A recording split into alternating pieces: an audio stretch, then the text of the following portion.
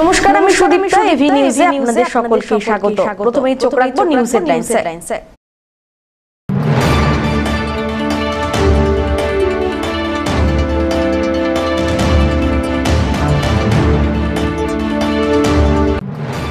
পুলিশি অভিযানে বাজেয়াপ্ত 800 লিটার তেল, আন্তর্জাতিক তেল চক্রের হদিশ।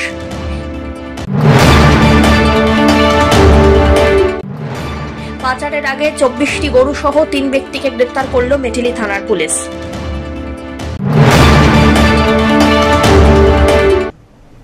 এবার আসছে বিস্তারিত সংবাদে। পুলিশি অভিযানে বাজেয়াপ্ত হল 800 লিটার তেল, আন্তর্জাতিক তেল চক্রের হদিশ। বিভিন্ন ধাবায় অভিযান চালিয়ে বেআইনি জ্বালানি তেল বাজেয়াপ্ত করল ধূপগুড়ি থানার পুলিশ। বানারহাট থেকে ধূপগুড়িগামী রাজ্য সড়কের ধারে দীর্ঘদিন ধরেই ভুটান থেকে নিয়ে আসা একটি কাটা তেলের বেআইনি কারবার করা হচ্ছে বলে অভিযোগ উঠেছিল। সম্প্রতি ভুটান থেকে এদেশে পাথর বোঝাই ডাম্পারে কিভাবে এই আন্তর্জাতিক চোরা কারবার হয়ে থাকে তা নিয়ে খবর প্রকাশিত হয়। এরপরে বিষয়টি নিয়ে নড়েচড়ে বসে পুলিশ। মঙ্গলবার রাতে ও বুধবার দুপুরে ধূপগুড়ি থানার অন্তর্গত সাঁকুয়াঝোড়া 1 নম্বর পঞ্চায়েতের ধীরেন দোকান সংলগ্ন ধাবাগুলিতে অভিযান চালিয়ে প্রায় 800 লিটার ডিজেল উদ্ধার করে পুলিশ। যদিও এই ঘটনায় কেউ গ্রেপ্তার হয়নি। ধূপগুড়ি মহকুমা পুলিশ আধিকারিক গেলসন লেপচা জানিয়েছেন, ধীরেন দোকান সংলগ্ন অভিযান চালিয়ে 800 লিটার বেআইনি তেল বাজেয়াপ্ত করা হয়েছে। পুলিশ এই গোটা ঘটনার তদন্ত শুরু করেছে। তেলগুলো যে নিয়ে যাচ্ছে আপনার, এগুলা আমাদের না বাবা, আমরা কাজ করি হোটেলে মনে করব। আপনি যে বলতেছেন স্টক করা ছিল, এটা কোথা থেকে এইগুলো তেল নিয়ে আসেন? এগুলো গাড়ি থেকে কাটছে। কে কাটছে? এখন তো কাটে না, আগে কাটছে আর কি। মানে কিভাবে গাড়ি থেকে কি বলে নেন? যেরকম মনে করো খাওয়া দাওয়া করে হয়তো পয়সা থাকে না, মনে করো পরে 5 লিটার 10 লিটার করে তেল দেয়। এইভাবে এগুলো মজুত করছেন এখানে? তো বিক্রি না হলে তো মনে করবা জিনিসটা স্টক হবে না। কতগুলো আছে? কত ড্রাম আছে টোটাল এখানে? আমি তো বলতে পারবো না কতগুলো। পাচারের আগে 24টি গরু সহ 3 ব্যক্তিকে গ্রেপ্তার করল মেটেলি থানার পুলিশ। ধৃত 3 ব্যক্তিকে বৃহস্পতিবার আদালতে তোলা হয়। মেটেলি থানা সূত্রে খবর, বুধবার রাত্রি প্রায় 3টে নাগাদ শিলিগুড়ি থেকে জাতীয় সড়ক ধরে আলিপুরদুয়ারের উদ্দেশ্যে গাড়িতে করে ওই গরুগুলিকে পাচার করা হচ্ছিল। মেটেলি থানার পুলিশ চালসা গোলাইয়ের গাড়িগুলিকে দেখে প্রথমে সন্দেহ হয়। এরপরেই তারা গাড়িগুলিকে আটক করে গাড়িতে থাকা ব্যক্তিদের জিজ্ঞাসাবাদ শুরু করেন। গাড়িতে থাকা ব্যক্তিরা গরুগুলির প্রয়োজনীয় কাগজপত্র দেখাতে না পারায় রাতেই তাদের থানায় নিয়ে যাওয়া হয়। গরুগুলিকে রাতেই বাতাবাড়ির একটি খোঁয়ারে এনে রাখা হয়। জানা যায়, ধৃত 3 ব্যক্তি নকশালবাড়ি এলাকার বাসিন্দা। এদিন তাদেরকে কোর্টে তোলে পুলিশ। ঘটনায় আরও কেউ যুক্ত আছে কিনা তার তদন্তও শুরু হয়েছে।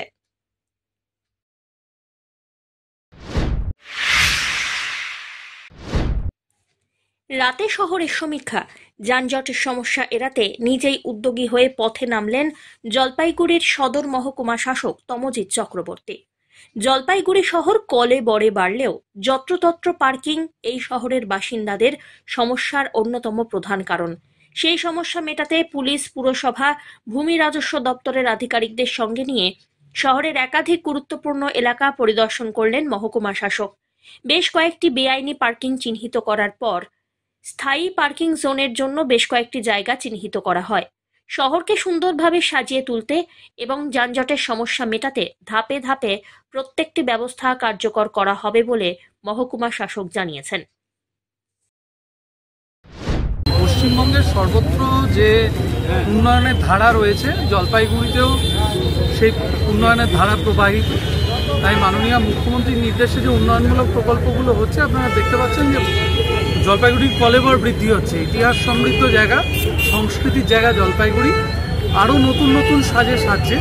ওই জন্য আমরা সমীক্ষা করছি যাতে আরও সুন্দর করে মেনটেন করা যায়, এই রাস্তাঘাট, কোনো রকম যাতে আবর্জনা না থাকে, অ্যাট দ্য সেম টাইম কোনো রকম যানজট না হয়।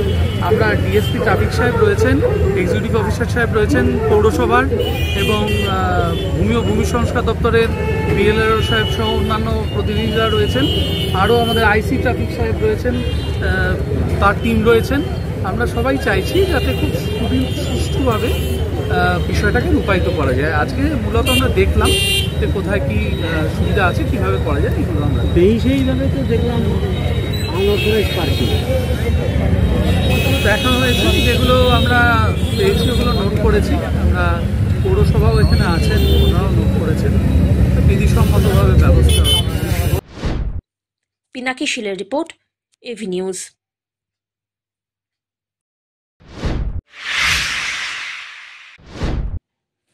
ইতিহাস অনুসন্ধানী শিক্ষক মঞ্চের ব্যবস্থাপনায় গত 8ই সেপ্টেম্বর যে ইতিহাস মেধা পরীক্ষা অনুষ্ঠিত হয়েছিল, এদিন তার ফল প্রকাশিত হয়ে গেল। এই মেধা পরীক্ষায় ষষ্ঠ শ্রেণী থেকে দ্বাদশ শ্রেণী পর্যন্ত প্রায় 2000 পরীক্ষার্থী অংশগ্রহণ করে। জলপাইগুড়ি, কোচবিহার এবং বর্ধমানের বিভিন্ন বিদ্যালয় থেকে পড়ুয়ারা অংশগ্রহণ করেছিল। সমস্ত ক্লাস মিলে প্রথম, দ্বিতীয় এবং তৃতীয় হয়েছে মোট 68 জন ছাত্রছাত্রী। উল্লেখযোগ্য বিষয় এই যে শহরের বিদ্যালয়গুলির সঙ্গে সমানে সমানে তাল মিলিয়ে গ্রামের বিদ্যালয়গুলির পড়ুয়ারাও খুবই ভালো ফল করছে। এমনকি অনেক ক্লাসে গ্রামের ছাত্রছাত্রীরাই প্রথম স্থান দখল করেছে। অনলাইনে পরীক্ষার ফল দেখা যাবে বৃহস্পতিবার রাত্রি 10টার থেকে। অ্যাডমিট কার্ডের QR কোড স্ক্যান করে পরীক্ষার্থীরা তাদের ফলাফল জানতে পারবেন, এমনটাই জানানো হয়েছে ইতিহাস অনুসন্ধানী শিক্ষক মঞ্চের তরফ থেকে। এই ইতিহাস নিয়ে বাচ্চাদের মধ্যে যে ভীতি, একটা হয়তো অকারণ ভীতি আছে, সেই ভীতিটা কাটানোর লক্ষ্যেই আমরা পথ চলার চেষ্টা করছি এবং সেটা নিয়ে আমাদের মধ্যে অনেক আলাপ আলোচনা হয়ে তারপরে আমরা সিদ্ধান্ত নিই যে একটা মেধা পরীক্ষা করলে কেমন হয়। গতবারটা ছিল পরীক্ষামূলক, তো এবার অনেক সুসংগঠিতভাবে এই পরীক্ষাটা আমরা নিয়েছি এবং এবার অংশগ্রহণের পরিমাণও অনেক বেশি এবং আমাদের প্রচেষ্টা, মাস্টারমশাইদের অক্লান্ত পরিশ্রম, খুব অল্প সময়ের মধ্যে ওনারা কাজটা উঠিয়েছেন এই পরিশ্রম করে, এবং এটা জারি থাকলে আমরা আগামী বছর এটার আরও আপলিফমেন্ট আমাদের হবে, আরও বেটার আমরা জায়গায় নিয়ে যেতে পারবো এই ইতিহাস মেধা পরীক্ষাটা। এবং এর মধ্য দিয়ে আশা করি আগামী দিনের ছাত্রছাত্রীদের মধ্যে ইতিহাস ভীতিটা কাটিয়ে তুলতে আমরা একটা সদর্থক ভূমিকা পালন করতে পারবো, সেটাই আমাদের পরম প্রাপ্তি হবে বলে আমরা মনে করি। পরীক্ষা দিয়েছিল যে আমাদের 1994 জন অ্যাপ্লিক্যান্ট ছিল আর কি, তার মধ্যে 1888 জন হচ্ছে পরীক্ষা দিয়েছে। কোন ক্লাসের ছিল? 6 থেকে 12। আচ্ছা, কতজন পাস করেছে? এখানে তো পাস ফেলের ব্যাপার নেই, যেহেতু মেধা পরীক্ষা আমরা র্যাঙ্ক একটা করেছি আর কি, র্যাঙ্ক দিয়েছি, তাদের নাম্বারের ভিত্তিতে তারা র্যাঙ্ক করেছে। এখানে ফার্স্ট, সেকেন্ড, থার্ডকে আমরা পুরস্কৃত করব। ফার্স্ট, সেকেন্ড, থার্ডের মধ্যে হচ্ছে টোটাল 6 থেকে 12 পর্যন্ত 68 জন হয়েছে। যেমন ক্লাস 6-এর 10 জন হয়েছে, এরকম করে 10 জন 14 জন করে, মানে টোটাল 68 জন 6 থেকে 12 পর্যন্ত। এরা প্রত্যেকেই পুরস্কৃত হবে। আগামী সম্ভাব্য আর কি আমরা ডিসেম্বরের যে কোনো একটা শনিবার বা রবিবার দেখে আমরা তাদের একটা অনুষ্ঠানের মাধ্যমে ওদের পুরস্কৃত করব। আজকে কি ফল প্রকাশ করা হবে? আজকে ফল প্রকাশ হচ্ছে। পিনাকি শীলের রিপোর্ট, এভি নিউজ।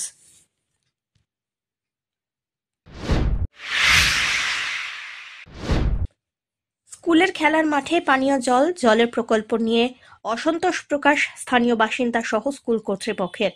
ঘটনাটি ঘটেছে শিলিগুড়ির ইস্কন রোড এলাকার একটি হাই স্কুলে। খেলার মাঠ এবং সবুজায়নকে বাঁচিয়ে প্রকল্প বাস্তবায়নের দাবি জানানো হয়েছে পিএইচই দপ্তরের আধিকারিকদের কাছে। একদিকে পিএইচই দপ্তরের আধিকারিকদের বক্তব্য, সরকারি নিয়ম মেনেই হচ্ছে এই প্রকল্প, যাতে মাঠ এবং সবুজায়নের কোনো ক্ষতি না হয় তা লক্ষ্য রাখা হবে। আমরা এসেছিলাম, আমাদের মাননীয় জেলা শাসক উনি আমাদের একটি নির্দেশ দিয়েছিলেন যে এখানে আমাদের একটি পিএইচির বড় জলের কাজ হচ্ছে, যে প্রত্যেক ঘরে রানিং ওয়াটার পৌঁছে দেওয়ার যে কাজটা, তো মানে পরিশ্রুত পানীয় জল যেটাকে আমরা বলি, তো সেই ব্যাপারে এখানে আমাদের একটা সাইট রয়েছে। তো এখানে আমরা এই মাঠটার এনওসিও পেয়েছি, মাঠটা আমাদের প্রাইমারি স্কুলের নামে রয়েছে, আমরা ডিপিএসসির থেকেও আমরা এনওসি পেয়ে গেছি, কিন্তু তারপর কিছু কারণের জন্য আমরা কাজটা এখন শুরু করতে পারিনি। তো আজকে সেই ব্যাপারে আশা ছিল, আমরা স্কুল কর্তৃপক্ষের সাথেও কথা বললাম, তাদেরকে আমরা বুঝিয়েছি যে যৌক্তিকতা কতখানি আছে এখানে এটা করার। আর সেক্ষেত্রে ওনাদের একটা ব্যাপার ছিল যে মাঠের যদি কোনো ক্ষতি হয় সেটা আমরা ওনাদেরকে ড্রয়িং করে বা দেখিয়ে আমরা বুঝিয়েছি যে তাতে সেরকম হওয়ার কোনো চান্সেস নেই।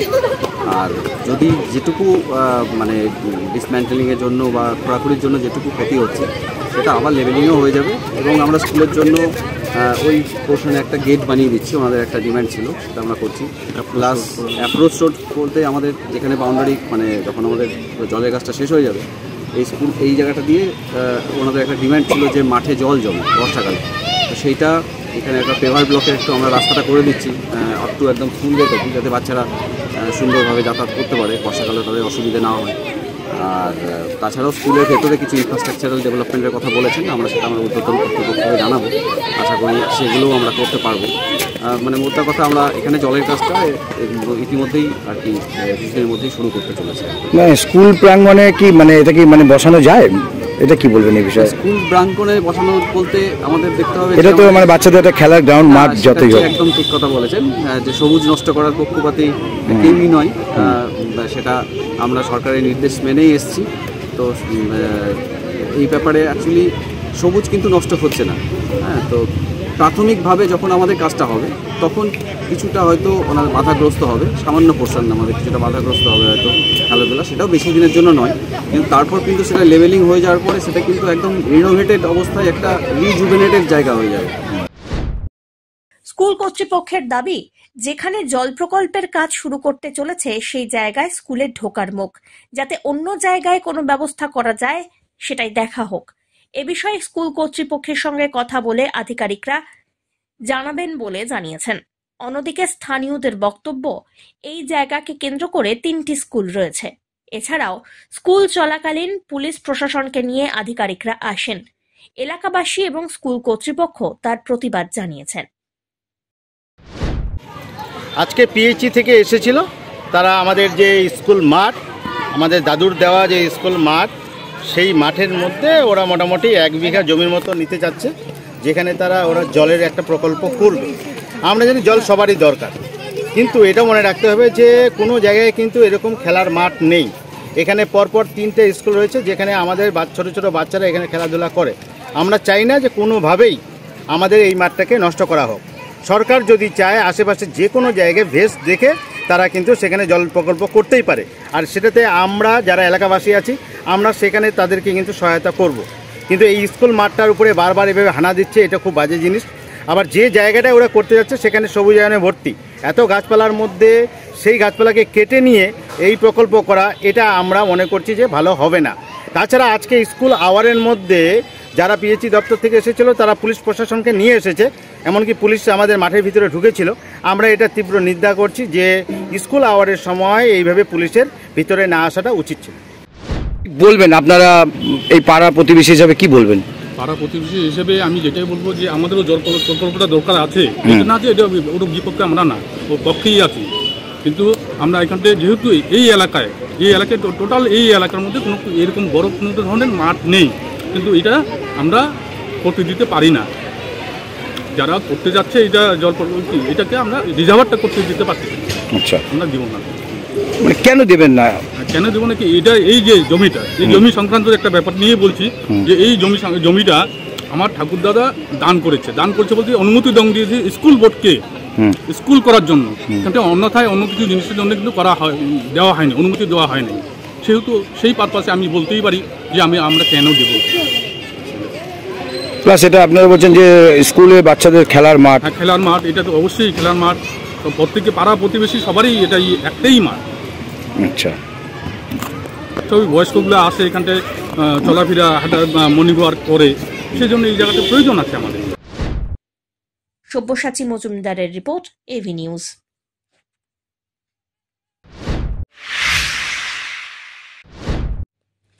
পারদ নামতেই শীতের ঘুমের ঠিকানার খোঁজে লোকালয়মুখী সাপের দল। জঙ্গল থেকে বেরিয়ে জলপাইগুড়ির দোমোহনী সংলগ্ন জাতীয় সড়ক পার হতে গিয়ে উদ্ধার প্রায় 9 ফুট লম্বা অজগর সাপ। বন দপ্তর এবং পরিবেশ কর্মীদের বক্তব্য, প্রতিদিনই লোকালয় থেকে উদ্ধার করা হচ্ছে সাপ। এর মধ্যে বেশিরভাগ সাপ উদ্ধার হচ্ছে ধানের জমি থেকে। এই নিয়ে কৃষক এবং সাধারণ মানুষকে সতর্ক করেছেন পরিবেশ কর্মীরা। হ্যাঁ, এখনও প্রতিদিনই 1-2 করে সাপের খবর আসছে এবং উদ্ধার হচ্ছে সাপ। তো এখানে মূলত যে ধান যে ক্ষেতগুলো থাকে সেই ধান ক্ষেতের মধ্যে সাপগুলো আশ্রয় নিয়েছে। তো যেহেতু এখন কৃষকরা ধান কাটছে, ধান কাটতে গিয়ে সেই ক্ষেতের থেকে সাপ দেখা দিচ্ছে, তখনই আমাদের কাছে ফোন আসে বা বন দপ্তরের কাছে ফোন যায়, সেই সাপগুলোকে উদ্ধার করা হয়। গতকালকে দমনি মোড়ে একটি অজগর সাপ মোটামুটি 9 ফিটের মতো হবে আনুমানিক।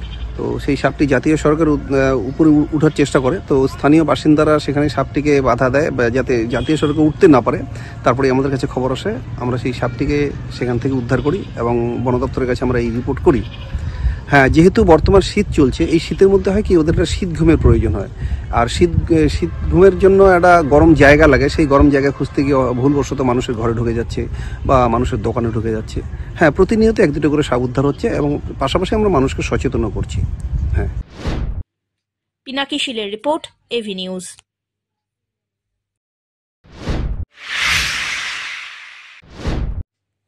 বিভিন্ন সমস্যার মধ্যে দিয়ে বর্তমানে রয়েছেন উত্তরবঙ্গের ক্ষুদ্র চা চাষিরা।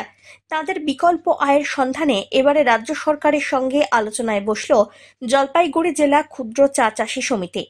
এদিন এ বিষয়ে উত্তরকন্যায় রাজ্যের খাদ্য প্রক্রিয়াকরণ এবং উদ্যান পালন বিভাগের ভারপ্রাপ্ত মন্ত্রী অরূপ রায়ের সঙ্গে বৈঠক করলেন সমিতির সদস্যরা। উল্লেখ্য, বর্তমানে কাঁচা চা পাতার দাম প্রায় তলানিতে ঠেকেছে। কেজি প্রতি এখন পাতা চা বিক্রি হচ্ছে 12 থেকে 14 টাকায়, যা উৎপাদনের খরচ থেকে অনেকটাই কম বলে দাবি। উদ্ভূত এই সমস্যার সমাধানে এবারে রাজ্য সরকারের দ্বারস্থ জলপাইগুড়ি জেলা ক্ষুদ্র চা চাষী সমিতি। এমনিতেই ক্ষুদ্র চা চাষীদের অনেকেই ফাঁকা জমির অধিকারী। সেখানে যদি ফলের গাছ রোপণ করা হয়, তাহলে চাষিরা বিকল্প আয়ের পথ খুঁজে নিতে পারবেন, এমনটাই মনে করছেন তারা। এ বিষয়ে জেলা ক্ষুদ্র চা চাষী সমিতির সম্পাদক বিজয় গোপাল চক্রবর্তী জানান, এদিন উত্তরকন্যায় মন্ত্রী অরূপ রায়ের সঙ্গে দেখা করলেন। বৈঠক অনেকটাই ফলপ্রসূ হয়েছে। এ মাসের 30 তারিখ পাতা তোলার কাজ শেষ। আগামী 4 মাস ক্ষুদ্র চা চাষীদের বিনা আয়ে বাগান পরিচর্যা করতে হবে।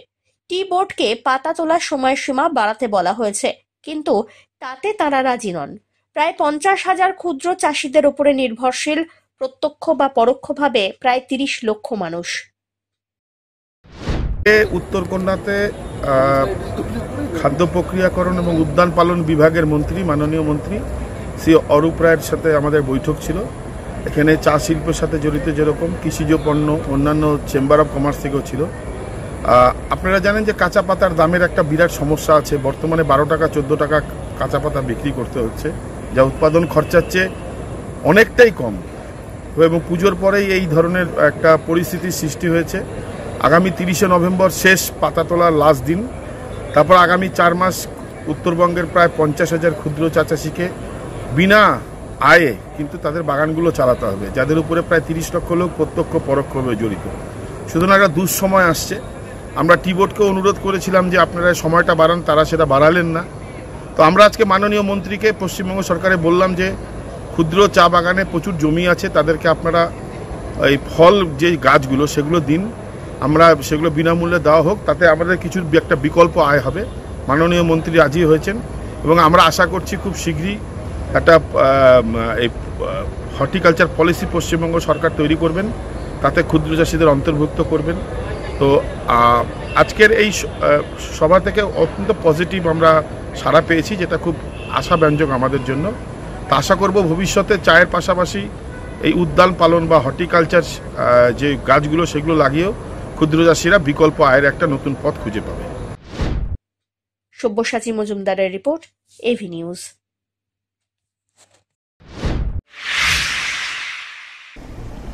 শেষ করবার আগে নিউজ হেডলাইন্স আরো একবার।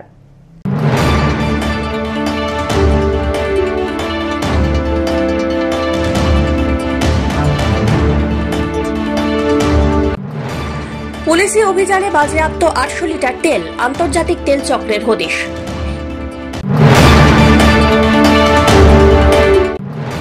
পাচারের আগে 24টি গরু সহ 3 ব্যক্তিকে গ্রেফতার করল মেটেলি থানার পুলিশ।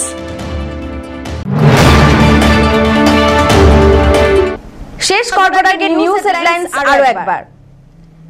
এখনকার মতো এভি নিউজ এ পর্যন্তই। পরবর্তীতে আসছি আরো সংবাদ নিয়ে। দেখতে থাকুন আমার বিশেষ। নমস্কার।